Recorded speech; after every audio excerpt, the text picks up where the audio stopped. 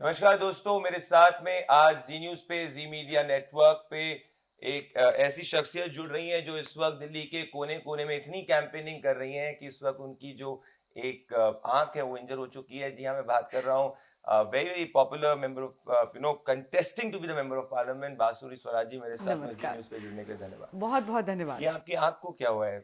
जी, मुझे लगा कि एक आँख से लक्ष्य भेदन ज़्यादा आसान होता है। कल कैंपेन कर रही थी थोड़ा-सा कॉर्निया पे इंजरी हो गई है, लेकिन 1-2 दिन में ठीक हो जाऊँगी।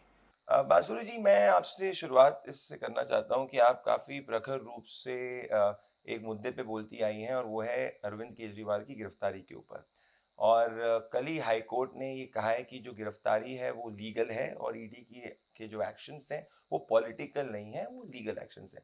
पर आम आदमी पार्टी ने इसके ऊपर कहा है कि वो हाई कोर्ट के ऑर्डर पे विश्वास नहीं रखते हैं और वो सुप्रीम कोर्ट जाएंगे और जो जज ने ओपिनियन दी है उससे डिसएग्री करते हैं और कहते हैं संजय सिंह को भी बेल मिल गई थी सुप्रीम कोर्ट से तो इनको भी मिल जाएगी और बीजेपी देश की सबसे बड़ी कॉन्स्पिरेसी रच रही है अरविंद केजरीवाल के खिलाफ। कितनी दुर्भाग्यपूर्ण बात कह रही है ना आम आदमी पार्टी।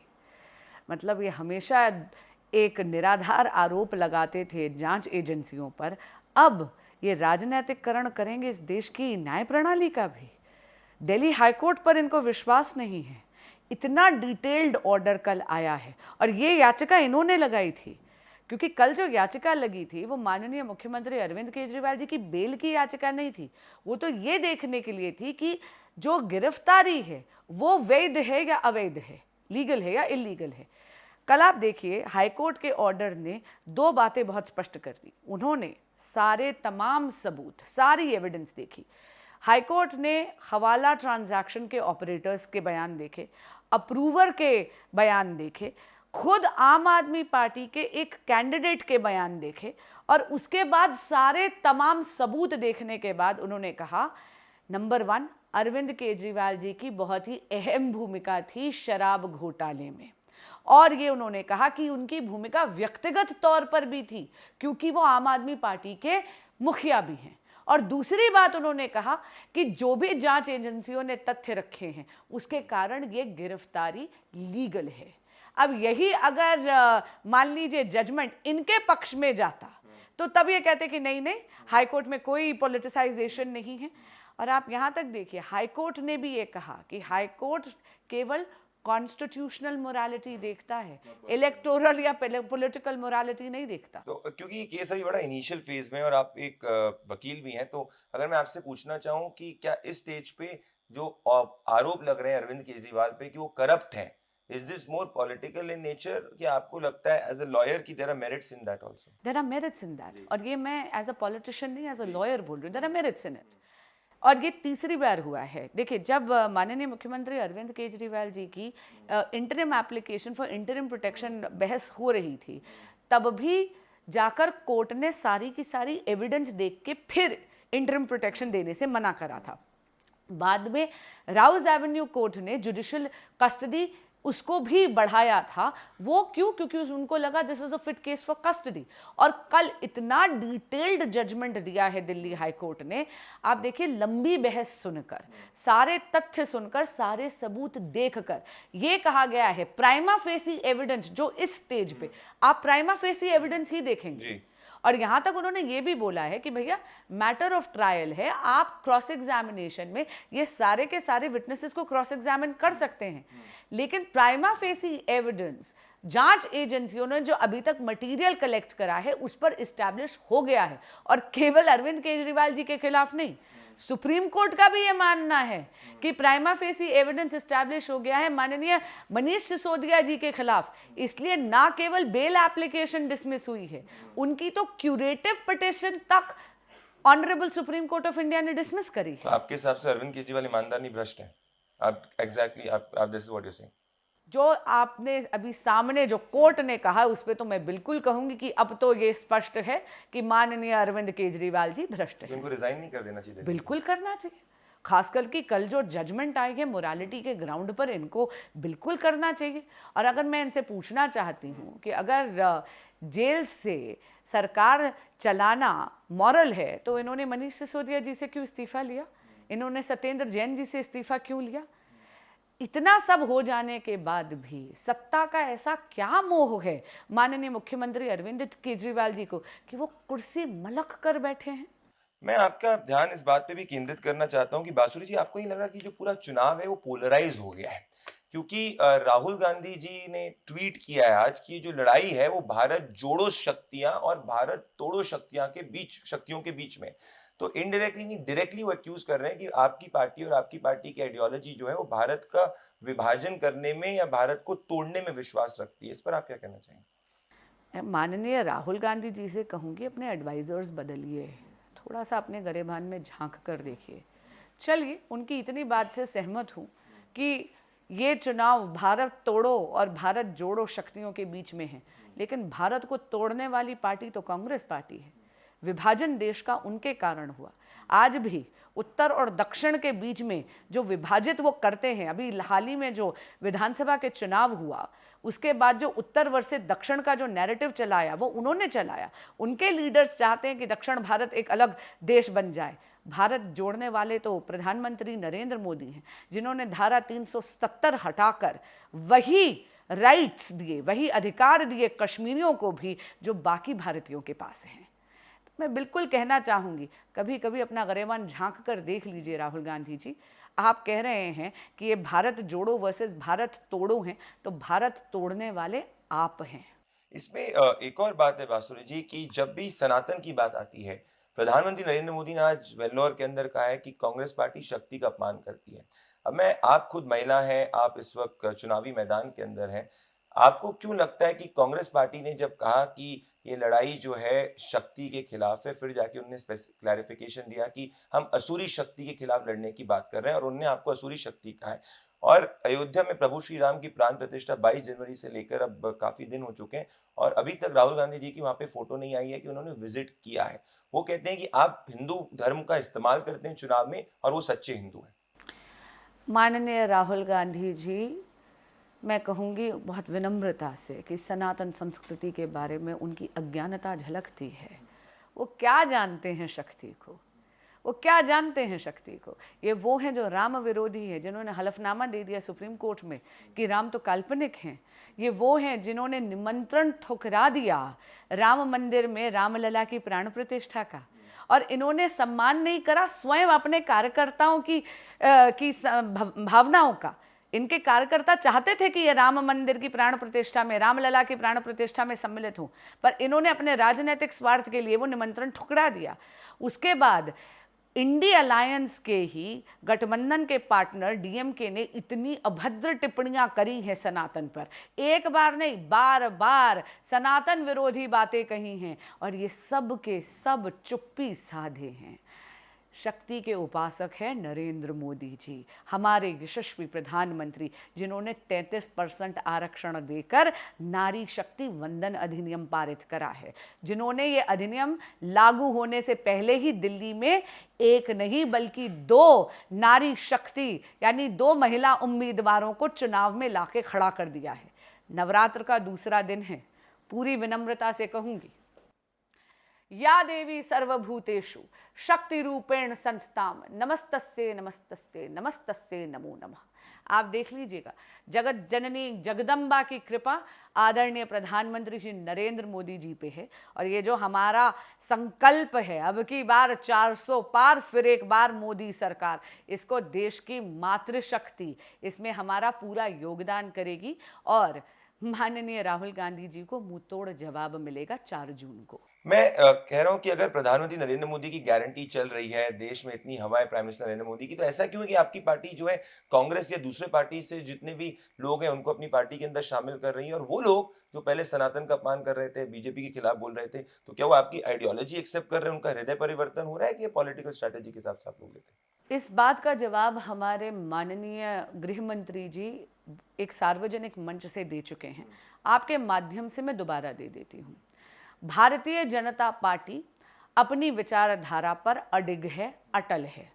भारतीय जनता पार्टी अपने एजेंडा पे सुदृढ़ है, संकल्पित है। हमारी पार्टी में जो भी हमारी विचारधारा से, हमारे मैनिफेस्टो से, हमारे एजेंडा से अगर सहमति रखता है तो उसका स्वागत है।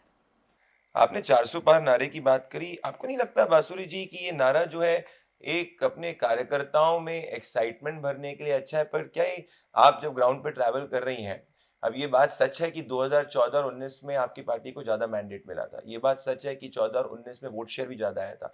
पर 400 पार का नारा ज़्यादा आइडियलिस्ट नारा नहीं लगता आपको? बस आपके विपक्षी दलों को मॉरली डाउन करने के लिए आप कह रही हैं 400 पार। इसलिए मैं कह रहा हूँ कि हाइपोथेटिकली मान लीजिए अगर आपकी 400 पार नहीं आती तो आपके विरोधी बोलेंगे अगर आपकी बड़ी मैंडेट भी आ जाती है, देखो प्रधानमंत्री नरेंद्र मोदी ने नारा 400 पार कर दिया था और बीजेपी की मान लीजिए 400 या एनडीए की कम सीट आती है। इसमें दो बातें हैं।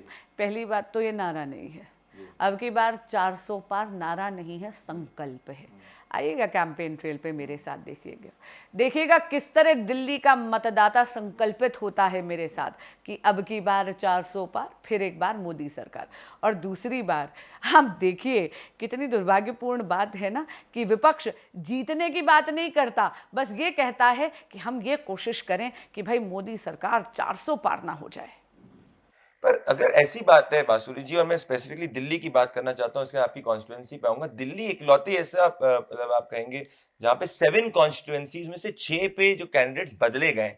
तो कई एनालिस्ट इसको इस तरीके से देख रहे हैं कि दिल्ली में भारतीय जनता पार्टी कॉन्फिडेंट नहीं थी, इसीलिए 7 में से 6 मतलब मोर देन 85% कैंडिडेट्स को बदला है। तो क्या जनरल दिल्ली के अंदर एक एंटी इनकम्बेंसी थी, इस कारण इतने नए कैंडिडेट्स उतारे गए? नहीं, बिल्कुल भी नहीं। देखिए, हमारी पार्टी में टिकट कटता नहीं है, टिकट मिलता है। पद नहीं होते, दायित्व होते हैं, और जब तक आपको ये दायित्व दिया जा रहा है आपको इसे पूरी निष्ठा के साथ निभाना है। उसके बाद ये दायित्व अगर किसी और को सौंप दिया जाता है तो आपको उनका मार्गदर्शन करना है कि वो पूरी निष्ठा से इसको निभा पाएं। बस वही हुआ है, तो कोई एंटी इनकम्बेंसी कोई एंटी इनकम्बेंसी नहीं। तो जिनका टिकट कटा है, क्या जैसे मान लीजिए आपकी कॉन्स्टिट्यूएंसी पहले मीनाक्षी लेखी जी के पास थी, तो क्या उनका समर्थन आपको पूरी तरीके से मिल रहा है? पहली बात, उनका टिकट कटा नहीं है, बस टिकट मुझे मिला है, दायित्व बदला गया है, और उनका केवल मार्गदर्शन भी नहीं, उनका मुझे आशीर्वाद भी है। 72 घंटे के अंदर अंदर, टिकट मिलने के 72 घंटे के अंदर अंदर मुझे माननीय सांसद राज्य मंत्री मीनाक्षी लेखी जी का आशीर्वाद और मार्गदर्शन दोनों मिला। अब उन्होंने क्या सीक्रेट सॉस मुझे दिए वो मैं आपको नहीं बताने वाली। मैं आपकी कॉन्स्टिट्यूएंसी पे इसीलिए इतना पूछ रहा हूँ क्योंकि ये एक इंडिकेटर कॉन्स्टिट्यूएंसी है। 2009 में कांग्रेस पार्टी ने इसको 50% से ज्यादा वोट शेयर से जीता था। 14 में आप 46 और 46% वोट शेयर आपने जीता था, फिर वो बढ़ के 54% हुआ। तो जितने ज्यादा वोट नई दिल्ली के अंदर पड़ते हैं उतना ज्यादा नेशनल करंट समझ में आता है। तो आप as a first time member of parliament contestant, आपको आपके ऊपर एक काफी बड़ी जिम्मेदारी है, क्योंकि इस कॉन्स्टिट्यूएंसी से राहुल गांधी, सोनिया गांधी खुद जो है वो वोटर्स भी हैं।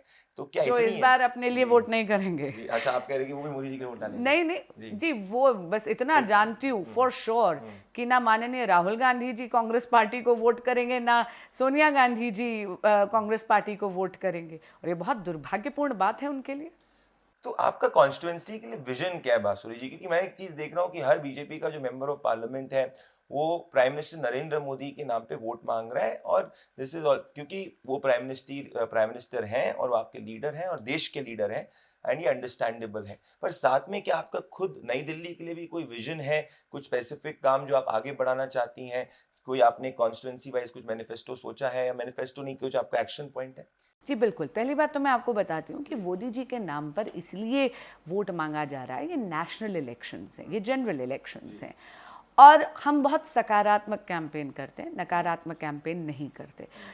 एक 10 साल का रिपोर्ट कार्ड है, जो वचन पूर्ति की पराकाष्ठा का नाम है नरेंद्र मोदी, और एक विकसित भारत का जो वो विजन रख रहे हैं वो बहुत ज़्यादा एको कर रहा है, और उसके बहुत समन्वय बन रहा है भारत की जनता का उस विचार के साथ। इसीलिए हमने जो एक दशक तक जो काम करा है वो रिपोर्ट कार्ड लेके जा रहे हैं जनता के पास कि आप काम देख कर वोट करिए। ये बहुत ही सकारात्मक रणनीति है, इसीलिए मोदी जी के नाम पर वोट मांगा जा रहा है। रही बात पर्सनल विजन की, तो 2 बहुत अहम मुद्दे हैं। सबसे पहला, माननीय केजरीवाल जी द्वेष की राजनीति करते हैं। उन्होंने ऐसी कई जन कल्याणकारी योजनाएं हैं मोदी सरकार की जिससे दिल्ली की जनता को वंचित रखा है, जैसे कि आयुष्मान भारत। आयुष्मान भारत में आप भी जानते हैं कि 5 लाख रुपए का मुफ्त हेल्थ कवर बेनिफिशियरी को मिलता है। इसका फायदा बाकी भारतीयों को हो रहा है पर दिल्ली की जनता को नहीं, क्योंकि माननीय मुख्यमंत्री अरविंद केजरीवाल जी ने आयुष्मान भारत को दिल्ली में लागू नहीं होने दिया। इसी तरह पीएम आवास योजना में 4 करोड़ से ज़्यादा पक्के मकान बाकी भारतीयों को मिल रहे हैं पर दिल्ली वाले वंचित हैं। क्यों? क्योंकि माननीय मुख्यमंत्री अरविंद केजरीवाल जी ने पीएम आवास योजना को दिल्ली में लागू नहीं होने दिया। मेरा सबसे पहला प्रयास तो ये होगा कि जितनी भी ये जन कल्याणकारी मोदी जी द्वारा लाई गई योजनाएं हैं, दिल्ली की जनता इनसे वंचित ना रहे। इसके लिए मुझे जो भी करना पड़े, अगर कानून का भी, कोर्ट का भी दरवाज़ा खटखटाना पड़ेगा तो मैं वो भी करूँगी। दिल्ली की जनता को मैं वंचित नहीं रहने दूंगी। दूसरा, मैं आदरणीय प्रधानमंत्री श्री नरेंद्र मोदी जी की स्टार्टअप इंडिया, स्टैंडअप इंडिया और लखपति दीदी, इन 3 योजनाओं से बहुत प्रेरित हूँ। मैं नई दिल्ली में एक स्टार्टअप हब शुरू करना चाहती हूँ। उससे क्या होगा कि रोजगार के नए आयाम तय हो पाएंगे हमारे युवाओं के लिए, हमारी महिलाओं के लिए। आइडिया होगा कि आपके पास अगर एक स्टार्टअप आइडिया है, आप बस लेकर आ जाइए। एक छत के नीचे जो भी आपको नॉलेज बैंक चाहिए, उस आइडिया को हकीकत में बुनने के लिए कंप्लायंसेस क्या होनी चाहिए, रजिस्ट्रेशंस कैसे होनी चाहिए, आपका डेक कैसा होना चाहिए, आपको किस तरह एंजल इन्वेस्टर्स की तरफ को अप्रोच करना चाहिए, या आप अगर एसडीएच बनाना चाहती हैं तो उसके लिए क्या स्टेप्स होने चाहिए, एक छत के नीचे ये सारी की सारी इंफॉर्मेशन आपको दी जाएगी। ये मैं ज़रूर लाना चाहूँगी। बांसुरी जी, आखिरी में मैं आपसे ये पूछना चाहता हूँ कि आप पे एक आरोप कंसिस्टेंटली लगता है कि अगर बांसुरी स्वराज नहीं होती तो उनको Bharatiya Janata party first time जब टिकट दे रही होती तो नई दिल्ली जैसी इतनी प्राइम सीट से टिकट नहीं देती। तो एक आरोप आप पे लगता है कि आप सुषमा जी, आदरणीय सुषमा स्वराज जी की पुत्री हैं, इस कारण आपको बीजेपी ने टिकट दिया है। और बीजेपी जब कांग्रेस पे आरोप लगाती है परिवारवाद का, वहां पे भी परिवार के हिसाब से टिकट मिलता है। इस पर आप क्या कहना चाहेंगे? सबसे पहले तो मैं सुषमा स्वराज की बेटी हूँ, ये तथ्य है, आरोप नहीं हो सकता। दूसरी बात, बहुत विनम्रता से कहूँगी कि ये इत्तेफाक की बात है कि ये टिकट बांसुरी स्वराज को मिला है। ये टिकट प्रत्येक भारतीय जनता पार्टी के प्रत्येक कार्यकर्ता का है, टिकट है। और तीसरी बात मैं कहूँगी, क्योंकि मेरी माताजी जनप्रतिनिधि थी, इसका अर्थ ये नहीं है कि राजनीति मेरे लिए निषेध है। मुझे भी पार्टी में स्ट्रगल करने का, किसी अन्य कार्यकर्ता जिसके माता पिता शायद जनप्रतिनिधि नहीं थे, उतना ही मौका मिलना चाहिए और वही पार्टी ने दिया है। मेरी संघ आयु 24 वर्ष है। मैंने अपने राजनीतिक जीवन का प्रारंभ एक एबीवीपी के कार्यकर्ता के रूप में करा था।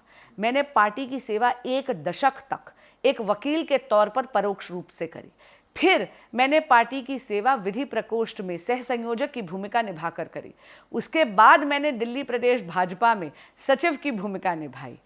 आज पार्टी ने ये जो नया दायित्व दिया है, ये रिवॉर्ड नहीं है, ये जिम्मेदारी है।